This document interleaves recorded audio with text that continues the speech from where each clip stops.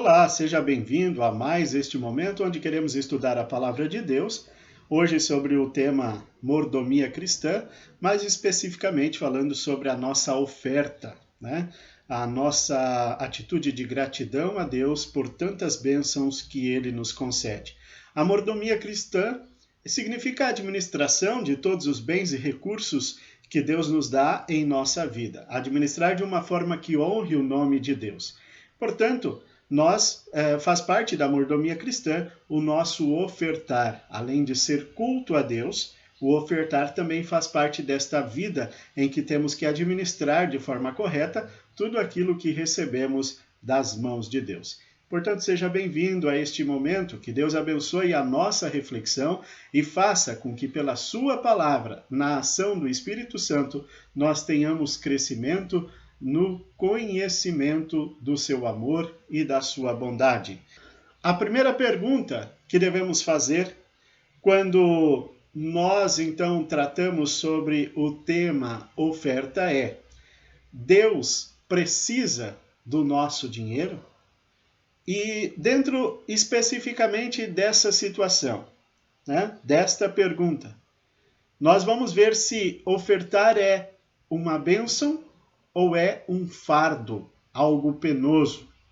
Então vejamos, quando falamos sobre oferta, a primeira pergunta é esta que vem à mente. Muitas pessoas dizem, mas por que devo ofertar? Deus não precisa do meu dinheiro. Bom, isso é verdade. O texto de Salmo 24, versículo 1 diz assim: Ao Senhor pertence o mundo e tudo o que nele existe, a terra e todos os seres que nela vivem são dele. E ainda o texto de Ageu, no capítulo 2, os versículo 8 diz: Toda a prata e todo o ouro do mundo são meus. Então, com base neste texto, nós podemos concluir que Deus não precisa do nosso dinheiro, porque nós nada possuímos. Tudo é de Deus. E é Deus quem nos dá o sustento para o dia a dia da nossa vida. Tudo pertence a Deus, né? E o texto de Timóteo, capítulo 1, versículo 6, nos mostra, então, que o que foi que nós trouxemos a este mundo? O que é que foi que nós tínhamos quando nascemos? Né? Nada. E o que nós vamos levar deste mundo? Também é nada. Então, podemos concluir que nós não temos dinheiro. Nós não podemos, Deus não precisa do nosso dinheiro porque nós não temos dinheiro. O mundo e tudo que existe no mundo pertence a Deus, porque é obra de suas mãos. Nós fomos criados por Deus, à sua imagem e semelhança. Porém, com a queda em pecado, nós nos afastamos de Deus. Logo, nós ofertamos a Deus não aquilo que é nosso, mas aquilo que Deus nos dá. Aquilo que levamos ao altar em oferta é um reconhecimento daquilo que Deus nos dá. Por isso, a oferta é essa maneira de reconhecer com gratidão aquilo que Deus nos dá. Deus não estaria cometendo, por causa do nosso pecado, Deus não estaria cometendo nenhum erro ou maldade se tivesse nos destruído ou nos abandonado. Mas mesmo assim, Deus sustenta a todos nós, concedendo o que precisamos para viver. Deus, por sua vez, agindo com misericórdia para conosco, não nos deixou no abandono. Mesmo Deus sendo dono do mundo e de tudo que nele existe, ele não usou riquezas materiais para nos ter de volta com ele. Mas a Bíblia diz no texto de 1 Pedro, no capítulo 1, versículos 18 a 19, ele diz assim: Sabendo que não foi com coisas corruptíveis como prata ou ouro que fostes resgatados da vossa vã maneira de viver, que por tradição recebeste dos vossos pais, mas com o precioso sangue de Cristo, como de um cordeiro imaculado e incontaminado. Veja, quando nós abandonamos a Deus, Deus não nos deixou no abandono, na situação em que nós mesmos criamos por causa do nosso pecado. O próprio Deus poderia dizer, ora, vocês escolheram isso? Então agora permaneçam naquilo que escolheram. Mas o que Deus escolhe para nós é amor. Por isso, Deus envia o seu Filho Jesus Cristo para nos resgatar de volta. Por isso, nós também podemos olhar para nós agora e ver que temos dupla propriedade. Deus tem dupla propriedade sobre nós. Primeiro porque Deus nos criou. Por isso, nós somos criaturas vindas de suas mãos. Ele é o nosso autor. Ele é o autor da vida humana, de todo mundo. E segunda propriedade que Deus tem sobre nós é que ele nos resgatou do pecado pagando um alto preço. O preço que Deus pagou por nós não é ouro ou prata, mas é o sangue de Cristo entregue na cruz para a nossa salvação. Por isso, em Cristo, Deus veio nos reconciliar com ele, veio nos trazer de volta para sermos um povo santo de Deus, propriedade exclusiva dele. Então nós agora, de criaturas caídas e condenadas, passamos, por causa do preço que Deus paga por nós, passamos a ser uma nação santa, um povo que recebeu um privilégio importante. Veja o que Deus diz, mas vocês são a raça escolhida, os sacerdotes do rei, a nação completamente dedicada a Deus, o povo que pertence a ele. Vocês foram escolhidos para anunciar os atos poderosos de Deus que os chamou da escuridão para a sua maravilhosa luz. Que texto maravilhoso é esse? Em Cristo, Deus nos reconcilia com ele, mesmo que nós estejamos na situação de pecadores. E o Evangelho nos traz a certeza do perdão dos pecados em Cristo, e a grande maravilha é também a grande maravilha que temos para anunciar às pessoas. Então veja, quando o texto coloca para nós que nós fomos chamados para anunciar os atos poderosos de Deus. Quais são esses atos? É o Evangelho, a boa notícia de que Cristo é o nosso Salvador. O Evangelho nos dá a nós a certeza do perdão, mas também nos capacita a anunciar para o próximo o perdão que há em Cristo Jesus. Para nos capacitar e nos fortalecer nesta tarefa de anunciar o Evangelho, é que Deus estabeleceu entre nós a igreja. E aí entra o tema, especificamente. Nós vamos afunilando aqui para o nosso tema de hoje. O que é a igreja? A igreja não é uma invenção humana, mas é Deus quem a colocou entre nós. Ela é o conjunto de todos aqueles que creem em Jesus como Salvador. E estes que creem em Jesus como Salvador, que estão alojados em uma determinada região, numa determinada cidade, formam uma congregação, onde necessitam também ter uma aparência civil, uma aparência física, jurídica, diante do governo, com características existenciais a serem mantidas, como, por exemplo, templo, pátio, casa pastoral, veículo, ordenado para um pastor, água, luz. São estas coisas que nós, como igreja, como congregação de um determinado local, precisamos manter.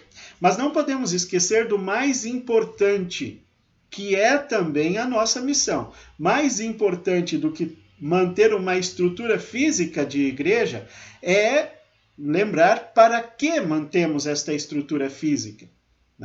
Mantemos para servir ao objetivo de anunciar Cristo para todos. Logo, a missão da igreja, que é anunciar Jesus, é que dá sentido à existência da igreja. Se a igreja deixar de fazer missão, deixar de anunciar Cristo, de pregar o Evangelho, não faz sentido a manutenção do templo, a manutenção de toda a sua estrutura física para a sua existência.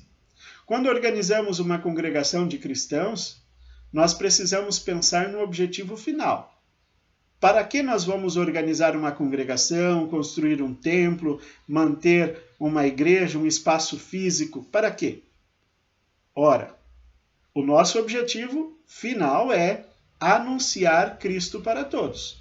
Divulgar a palavra de Deus através deste local para as pessoas que estão em nosso redor e que este local também sirva de referência para que possamos desenvolver a missão ao redor do nosso convívio e até mesmo para fora dele, né? Indo para outros lugares, outras cidades e assim por diante. Para isso também, além da estrutura física de um templo, é muito comum nós como igreja termos o uso de panfletos, programas de rádio, jornais locais, acesso à internet. Nós aqui estamos tendo esse exemplo, ora, né? Como a tecnologia está nos proporcionando um grande avanço na divulgação do Evangelho, usando as redes sociais, canais no YouTube, Facebook, Instagram, tantas outras plataformas digitais que estão sendo usadas pela igreja para divulgar a palavra de Deus ao mundo. Logo, nós vemos que a igreja que Deus deixou entre nós, ela acaba gerando um custo. Para fazer tudo isso, não é de graça. Por exemplo, a transmissão desse programa, né, pela internet vai gerar um custo. Alguém precisa pagar a internet, né, um provedor, para que esse programa seja lançado ao ar. E aí é que vem a pergunta. Quem é que paga as contas da igreja, a conta da sua existência? Nós é que pagamos ou é Deus quem paga? Lembre-se, nós vimos anteriormente que nós não temos dinheiro. Então quem é que paga afinal? Nós ou Deus? Deus é dono de tudo. Portanto, não somos nós que pagamos a conta da igreja, mas sim Deus quem paga a conta da igreja. Olha que maravilha! Deus organiza a igreja para nos fazer crescer no conhecimento da palavra, para nos incentivar a divulgação da sua palavra ao mundo, às pessoas que ainda não o conhecem. E este trabalho ele vai gerar uma despesa de existência. E por sua vez, quem vai pagar essa existência? Não somos nós, mas é o próprio Deus. Mas como é que Deus paga essa conta? Como é que Deus mantém a sua igreja existindo entre nós com as despesas físicas, né, que ela gera? Será que ele manda um anjo entregar o dinheiro ao tesoureiro da sua congregação? Pergunte isso para o tesoureiro da sua congregação, se ao final do mês ele recebe um cheque de um anjo para cobrir as despesas que a congregação gerou naquele mês. Pergunte também, de repente Deus faz hoje poucas pessoas usam cheque, hoje tem muito aplicativo, transferências de contas e assim por diante. Será que Deus transfere dinheiro do céu para cair na conta da sua congregação e ela, então, pagar as despesas que possui ao pregar a palavra para você, para sua família e também para as pessoas que estão ao seu redor? Vamos ver o que diz o texto de Malaquias, capítulo 3, versículo 10. Diz assim: Eu, o Senhor Todo-Poderoso, ordeno que tragam todos os seus dízimos aos depósitos do templo, para que haja bastante comida na minha casa. Ponham-me à prova, e verão que eu abrirei as janelas do céu e farei cair sobre vocês as mais ricas bênçãos. Esse texto nos responde. Esse texto nos mostra que Deus envia o valor destinado para a manutenção da igreja, não através de um anjo, mas através daquilo que ele concede a mim e a você para administrar na vida. O dinheiro para a nossa existência é uma bênção de Deus. E desta bênção que recebemos de Deus, nós somos convidados por Deus a fazermos a oferta para manutenção do templo. É o que mostra o texto de Malaquias, onde ele diz: tragam todos os seus dízimos aos depósitos do templo, para que haja bastante comida na minha casa. Qual é a comida da casa de Deus? Ora, é aquilo que ela precisa para existir. É o mantimento da casa. Então pense na sua congregação. O que precisa, ou quais as despesas que a congregação gera para existir, para que você, sua família, possa lá congregar, receber a palavra de Deus, louvar ao Senhor, manter a comunhão e receber tantas bênçãos que Deus concede através da vida da sua congregação. Quais as despesas que ela gera?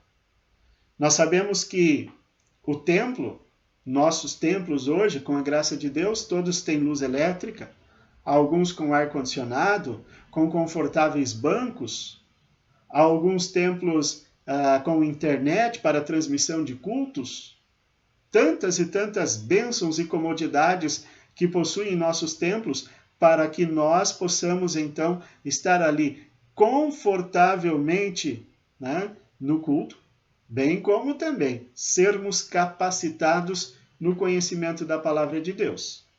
Além disso, o seu pastor, ele tem a sua família para manter, ele presta o atendimento pastoral para a sua congregação e em algumas situações até para mais congregações, além de uma, né?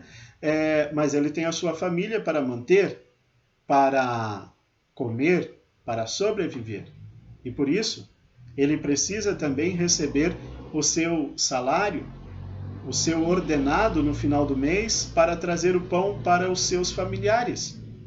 Assim como nos ensina, né, o Evangelho, aquele que prega o Evangelho, que viva do Evangelho. Então isso é bíblico. Além disso, nós vemos algumas outras despesas, entre elas o próprio material missionário que a igreja deve produzir. Já foi falado aqui antes, o acesso à internet. Algumas igrejas possuem acesso a rádios, a programas de rádios, a televisão. Tudo isso gera uma despesa, né? E então, essas são as despesas que a sua igreja precisa para existir, para cumprir a missão de capacitar os crentes que nela estão, bem como também para levar a palavra de Deus para aqueles que ainda não conhecem a igreja. A missão. Por isso, a congregação, ou várias congregações de uma determinada confessionalidade cristã, se reúnem para formar um sínodo, e este sínodo mantém pontos de missão em diversos lugares do Brasil e do mundo. Locais em que os cristãos estão em estruturação de suas comunidades e precisam de uma especial atenção devido às carências que possuem. Vejam, queridos irmãos, Deus, o que nos mostra por esse texto, é que parte da renda que Ele nos dá é que serve para que possamos, então, enviar a igreja a fim de que a igreja seja mantida.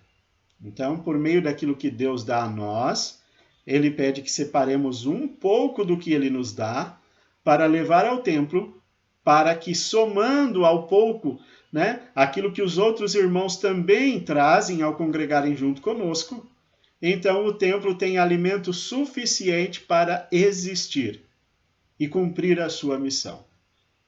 Logo nós vimos, respondendo à pergunta anterior, que Deus não usa um anjo para trazer o dinheiro à igreja, mas Deus usa a mim e a você, para que possamos, com as nossas ofertas, cultuar a Ele, reconhecer as bênçãos que Ele nos dá para o sustento e dessas ofertas manter o trabalho da igreja.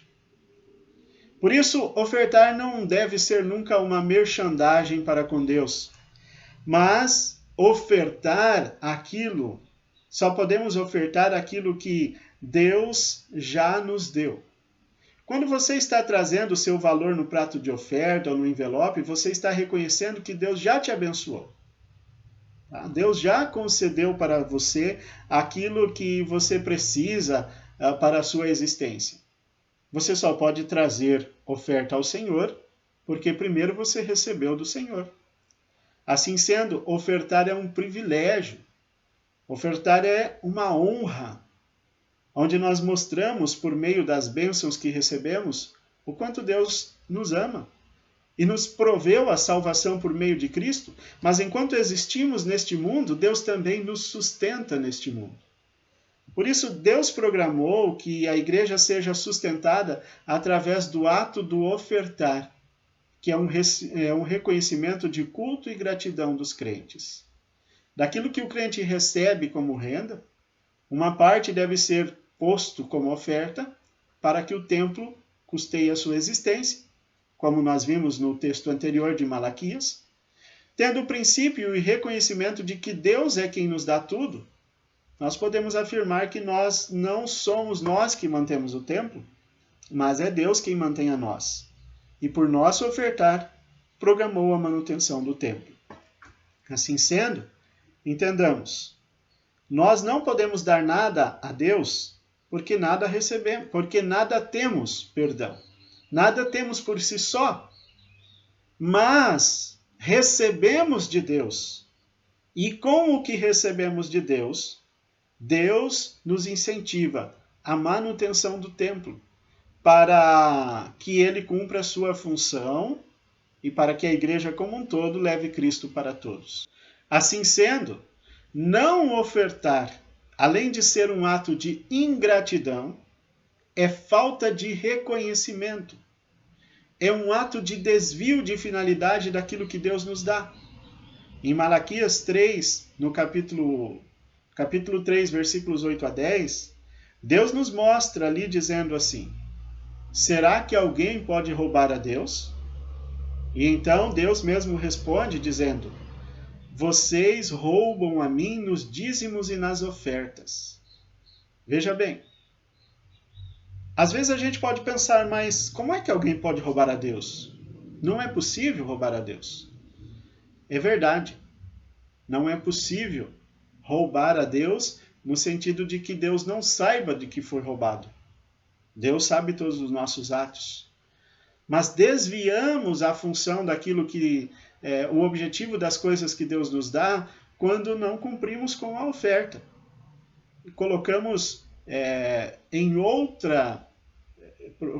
aplicamos em outra área da vida, a não ser naquilo que é essencial para nós, que é a manutenção da pregação do Evangelho em nosso meio.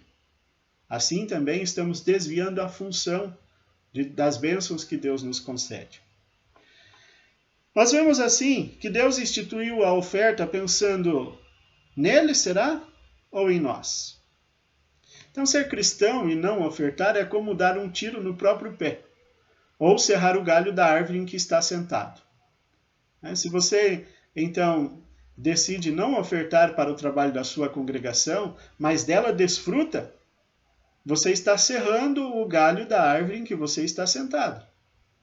A oferta, quando recolhida na igreja, não é levada ao céu por um anjo. Assim como nós vimos anteriormente que não é um anjo que traz o dinheiro para o tesoureiro ou a tesoureira arcar com as despesas da congregação, assim também quando nós entregamos o dinheiro ao altar, o anjo não vem recolher para levar ao céu, mas o dinheiro fica entre nós, para que por meio daquele dinheiro, que é o nosso culto de gratidão a Deus, o trabalho da igreja seja mantido em nosso meio, ou seja, haja alimento para o templo, para a congregação onde nós frequentamos e possamos exercer a missão de levar Cristo para aqueles que ainda não conhecem. Por isso nós trazemos o exemplo que está registrado em 2 Coríntios, capítulo 8, versículo 4, onde o apóstolo Paulo diz assim: pediram com insistência que os deixássemos participar da ajuda para o povo de Deus da Judéia, e eles insistiram nisso. Veja, isso significa dizer que a nossa oferta sempre deve ser motivada pela gratidão. E a nossa gratidão é que Deus usa para trazer o sustento para a igreja estabelecida entre nós. Acabamos de ver agora então esse texto onde temos os exemplos dos macedônios, citado por Paulo em 2 Coríntios. 2 Coríntios 8, nós vemos assim, o apóstolo Paulo dizendo assim: irmãos, queremos que vocês saibam que a graça de Deus tem feito na igreja das províncias da Macedônia. Os irmãos dali têm sido muito provados pelas aflições por que têm passado. Mas a alegria deles foi tanta que, embora sendo muito pobres, eles deram ofertas com generosidade. Afirmo a vocês, e com toda boa vontade, pediram com insistência que os deixássemos participar da ajuda para o povo de Deus da Judéia. Eles insistiram nisso. Fizeram muito mais do que esperávamos. Primeiro eles deram a si mesmo ao Senhor, e depois, pela vontade de Deus, eles se deram também a nós. Veja bem, olha a atitude dos cristãos macedônicos. Paulo descreve qual era a situação deles. Paulo diz que mesmo sendo muito pobres, eles estavam numa situação que eles tinham que, de repente, dizer assim: olha, precisamos que a igreja aí se reúne para nos ajudar.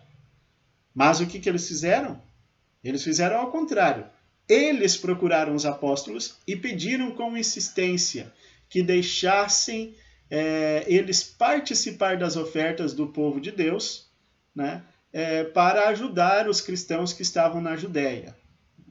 Então, eles queriam servir a outra congregação. Então, eles se achavam abençoados por Deus com aquilo que tinham, que do pouco que eles tinham, eles separavam uma parte para trazer ao culto como oferta. E o apóstolo Paulo mostra que, ao fazer isso, eles se doaram primeiro ao Senhor. E a oferta parte desse princípio em nossa vida. O quanto você quer separar para entregar a Deus? Em primeiro lugar, para entender que a sua oferta deva ser usada no reino de Deus, você deve entregar a si mesmo ao Senhor. Entregar a sua vida em dedicação ao trabalho da vida de Deus, ao trabalho do reino de Deus, para que, através de tudo que você tem, de tudo que você é, Deus possa cumprir a missão de levar Cristo para todos. Por isso, não importa apenas o valor que você traz na oferta ao altar do Senhor, mas também em como você utiliza o restante daquilo que você administra na sua vida. Se você traz um valor de oferta para a casa de Deus, mas utiliza mal, gastando mal o restante do recurso que fica com você, gastando em coisas que desonram o nome de Deus, você não está entregando a si mesmo ao Senhor. E logo mais nós queremos ver como nós podemos entender, então, a administração da nossa vida e dos nossos recursos de uma forma que honre o nome de Deus. Veja, com base nesse texto, nós podemos ver por que os cristãos da Macedônia ofertaram com generosidade.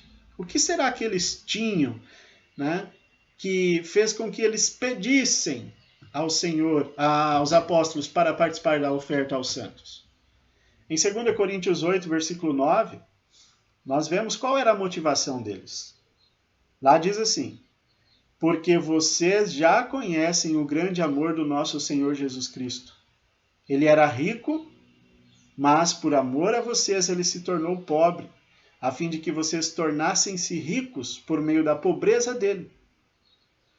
O que o apóstolo Paulo está mostrando aqui é que os cristãos da Macedônia foram motivados a entregarem-se ao Senhor e colocarem toda a sua vida, todos os seus bens para o serviço do Senhor e a expansão do reino de Deus, porque eles reconheceram que Deus, em Cristo Jesus, sendo rico, pois é o Senhor de todas as coisas, se fez pobre, ao assumir o nosso lugar na cruz, para que nós, então, que éramos pobres, pudéssemos, por meio do seu perdão, sermos ricos, e assim levados ao seu amor e levados à salvação eterna.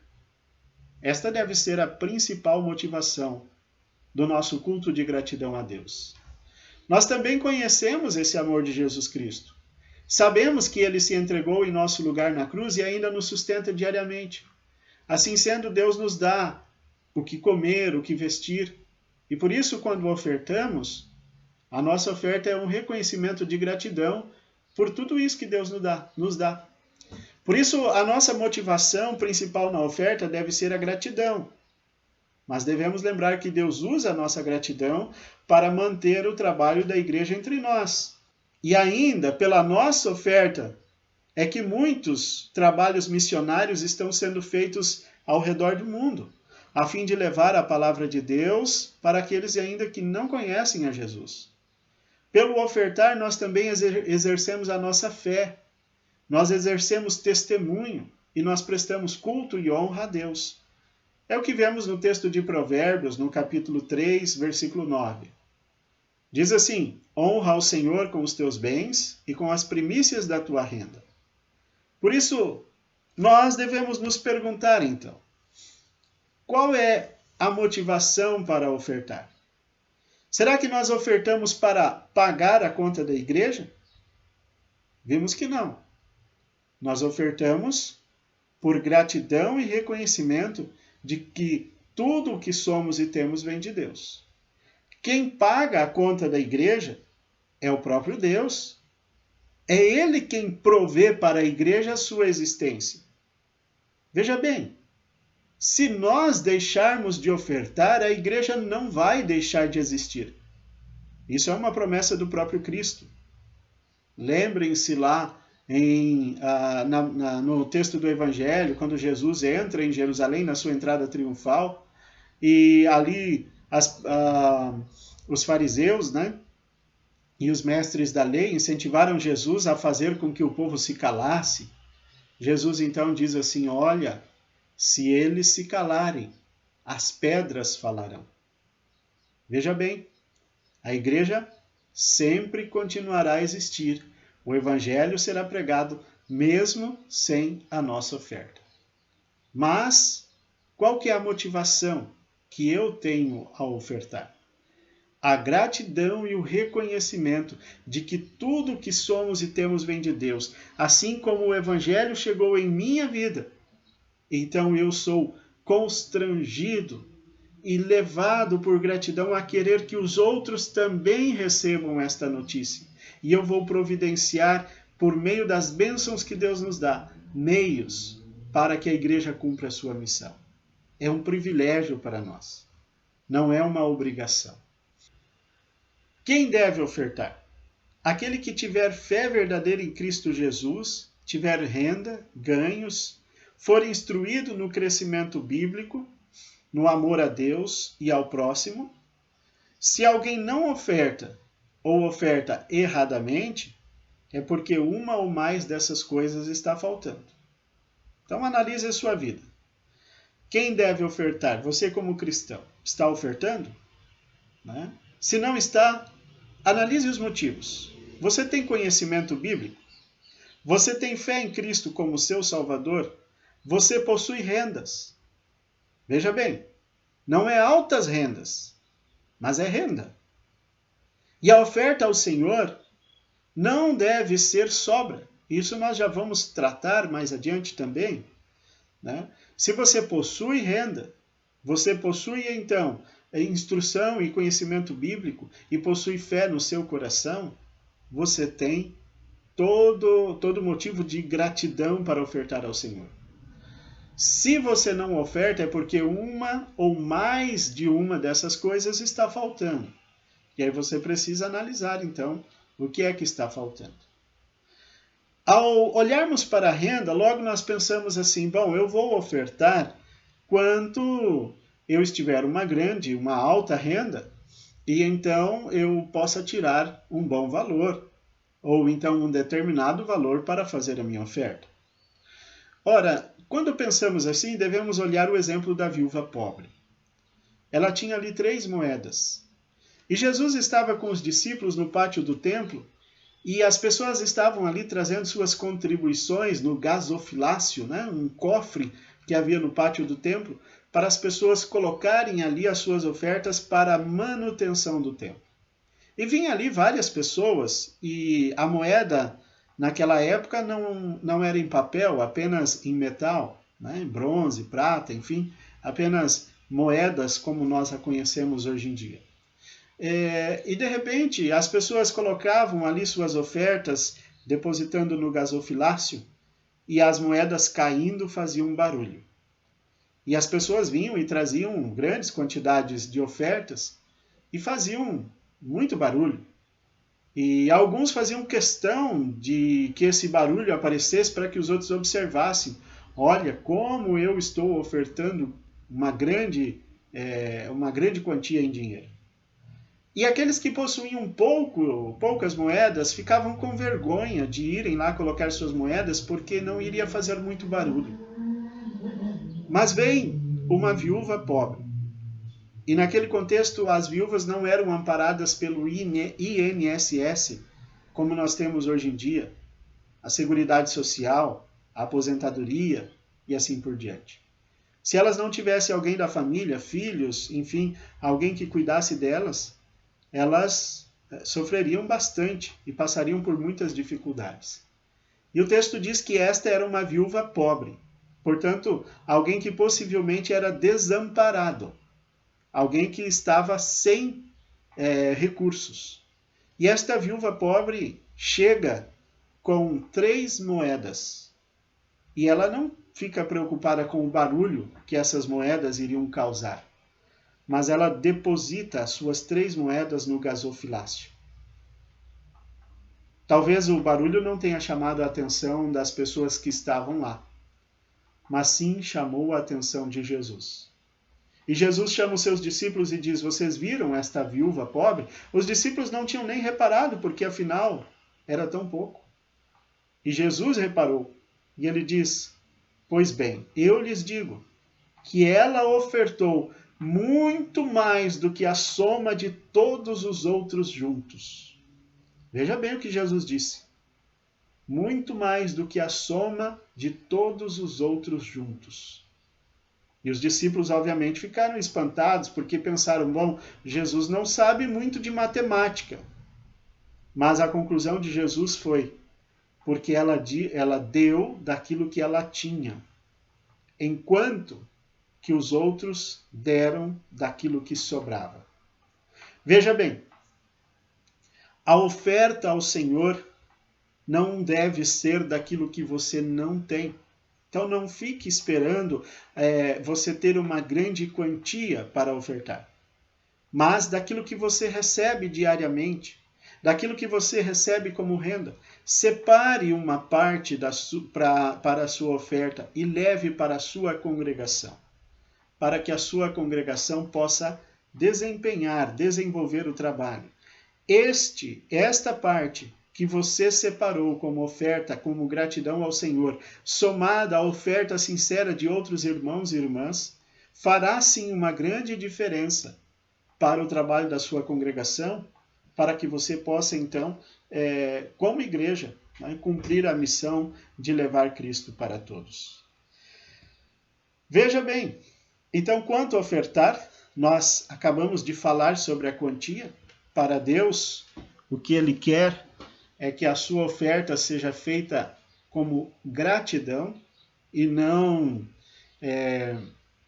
necessariamente você precisa ficar preocupado com a grande quantidade para chamar a atenção. Em 2 Coríntios 8, versículo 12, diz assim, porque se alguém quer dar, Deus aceita a oferta conforme o que a pessoa tem. Deus não pede o que a pessoa não tem. Às vezes você fica preocupado em não levar a sua oferta para a tua congregação, porque você pensa assim, bom, eu recebo tão pouco, então eu não vou poder ofertar muito, e eu tenho vergonha de levar isso que eu posso dar. Mas veja bem, Deus não tem vergonha, porque afinal é Deus quem está lhe dando o seu sustento. Assim sendo, reconheça que aquilo que você tem, mesmo que seja pouco diante dos homens, vem das mãos de Deus. E por meio disso, Deus está mantendo a sua vida. E se é pouco, ainda mais você tem motivo para agradecer, porque o que está acontecendo é um verdadeiro milagre, você sobreviver com pouco. Então, quero agora passar para vocês um pequeno vídeo. Um vídeo que fala sobre torta de Deus. A intenção desse vídeo é mostrar como nós, muitas vezes, não administramos bem os recursos que recebemos. E por isso, acabamos às vezes penalizando algumas áreas de nossa vida. E em muitas vezes, o que mais se penaliza é a participação na oferta, no culto e na manutenção da congregação. Vamos olhar o vídeo e vocês com certeza aprenderão muito com esse vídeo que nós vamos passar.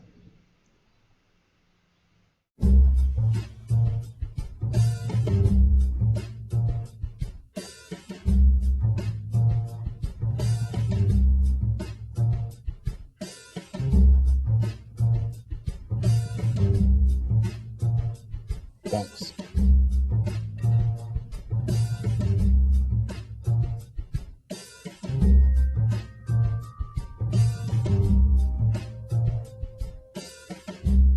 Dankeschön. ありがとう。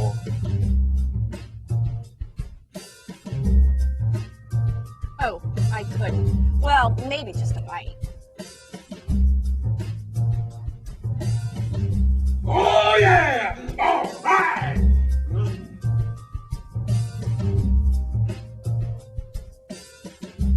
Don't forget the interest.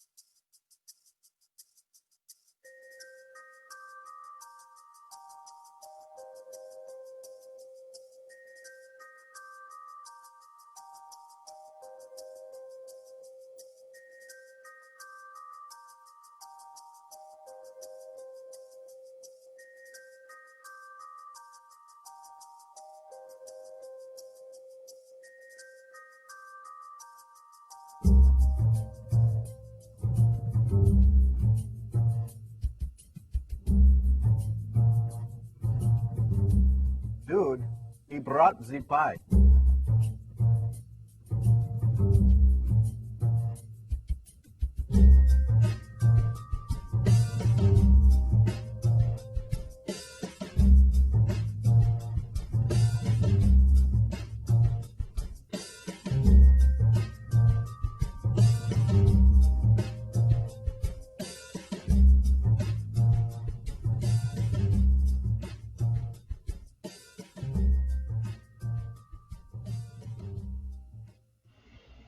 Muito bem, você viu aí o vídeo, né?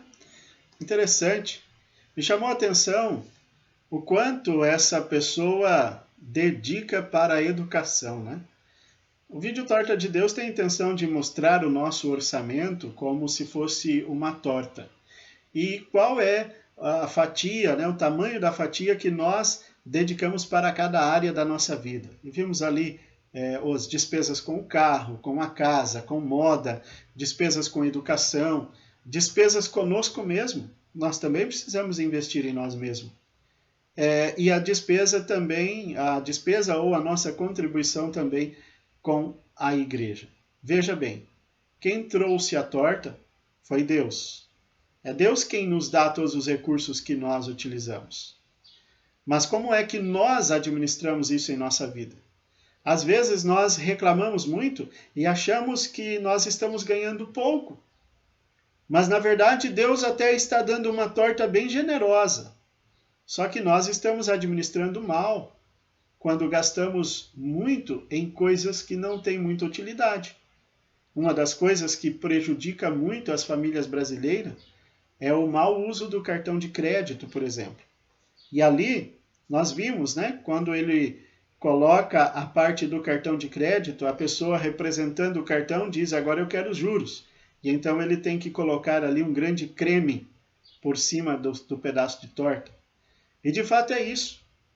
Por isso, queridos irmãos, quando vamos fazer a nossa oferta, nós devemos cuidar sempre para quem nós estamos dando a primeira parte. Qual seria a melhor maneira de distribuir essa torta? O texto de Êxodo, capítulo 23, versículo 19, nos diz assim: as primícias dos frutos da terra trarás à casa do Senhor teu Deus. Veja bem, quem é que nos dá, então, a torta? É Deus. Logo, a primeira parte da torta nós devemos dedicar ao Senhor Deus como gratidão. É isso que nos mostra o texto. E assim fazendo, as demais coisas nos serão acrescentadas.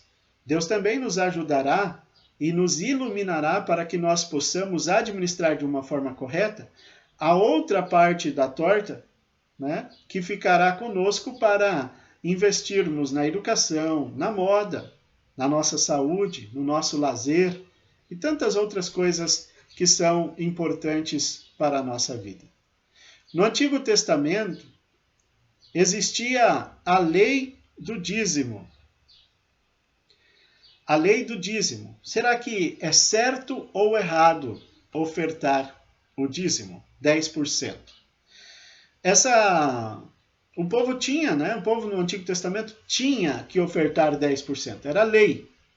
10% de tudo aquilo que recebiam devia ser levado ao templo. Quando nós olhamos para o que Cristo fez por nós, nós entendemos que Jesus cumpriu toda a lei em nosso lugar. Por isso, o apóstolo Paulo e também vários textos do Evangelho nos mostram que nós não estamos mais presos ao rigor da lei. Cristo é que cumpriu a lei. Assim sendo, sobre a oferta, Paulo nos ensina em 2 Coríntios, capítulo 9, versículo 7. Cada um contribua segundo tiver proposto no coração, não com tristeza, nem por necessidade, porque Deus ama quem dá com alegria. Logo vemos então que o dízimo está abolido como lei. Ou seja, não é mais obrigação ou uma necessidade imposta pela lei para ser cumprida com tristeza. Muitas vezes a lei ela nos causa uma tristeza, a gente cumpre por obrigação. Logo, Deus não quer isso no ofertar. Por isso, o dízimo não é mais uma imposição da lei, mas é sim um fruto da liberdade. O cristão não tem mais obrigação de ofertar 10%, mas o cristão é livre para ofertar 10%. Ou seja, ele pode ofertar mais, mas também pode ofertar menos, conforme a sua renda e a motivação que estiver no seu coração. O dízimo, por isso, queridos irmãos, ele se tornou uma referência para que nós possamos, então, calcular a nossa oferta de gratidão. Por isso, ao resolver o quanto você vai ofertar, a pergunta que você deve fazer é: quanto do que é de Deus eu vou usar para sustentar minha família e ajudar o próximo, e quanto vai ficar com ele para ser usado no trabalho da igreja? Então, em Deuteronômio, capítulo 16, versículo 17, diz assim: cada um oferecerá na proporção em que possa dar, segundo as bênçãos que o Senhor Deus lhe houver concedido. Veja, o dízimo ele continua sendo importante no Antigo Testamento, apesar de não ser mais uma obrigação? Óbvio que sim, o dízimo continua sendo muito importante. Porque o dízimo, ele faz com que o ofertar na igreja e a participação seja igualitário e justo. Imagine que você receba um salário de 10 mil reais por mês. E o seu irmão, que congrega junto com você na sua igreja, recebe um salário de 1.000 reais por mês. Logo, o seu irmão oferta 100 reais por mês. Ele está dando o dízimo da sua renda, 10%. E você que recebe 10 mil reais por mês, também oferta 100 reais por mês. Você está dando 1% da sua renda. E o seu irmão está dando 10% da sua renda. Veja bem, a importância do dízimo está nisso. Aquele que recebe mais, a torta é maior, né? Ele vai também oferecer uma proporção daquilo que recebe para a manutenção do trabalho da igreja. E aquele que recebe menos também vai oferecer uma proporção daquilo que recebe para a manutenção do trabalho da igreja. Então, é por isso que o dízimo ele continua sendo para nós uma referência, não uma obrigação, mas uma referência do ofertar. Como você deve programar a sua oferta? Coloque-se diante de Deus e olhe para tudo que você recebe dele. Faça uma promessa pessoal motivada pelo amor que Deus tem por você. E então escolha uma porcentagem para você ofertar, dentro da liberdade do seu coração, naquilo que você tem proposto no seu coração.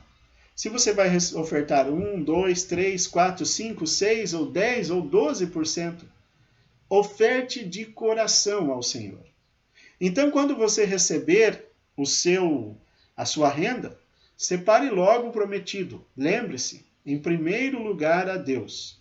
E oferte num culto da sua congregação, sendo dentro de um envelope, sendo dentro do prato, conforme a sua congregação melhor organiza a oferta. Participe dessa organização da congregação.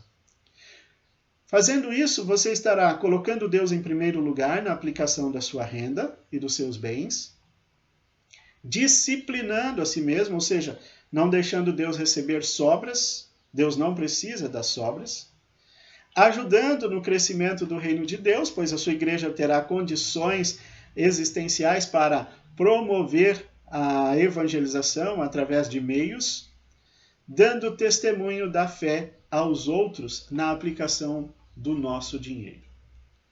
Muita gente diz assim: eu não oferto para a igreja, pois se o pastor lá quiser que vá trabalhar.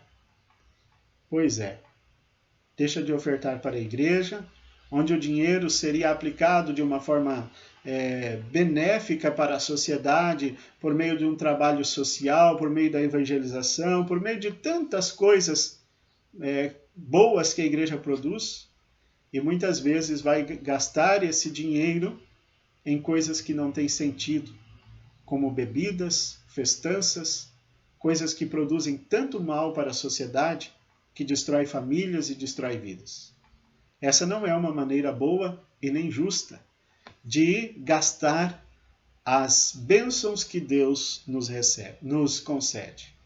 Por isso, queridos irmãos e irmãs, chegamos ao final, então, deste momento sobre a torta de Deus, né? Sobre a mordomia cristã, como devemos nós administrar tudo aquilo que recebemos de Deus e praticar a nossa oferta.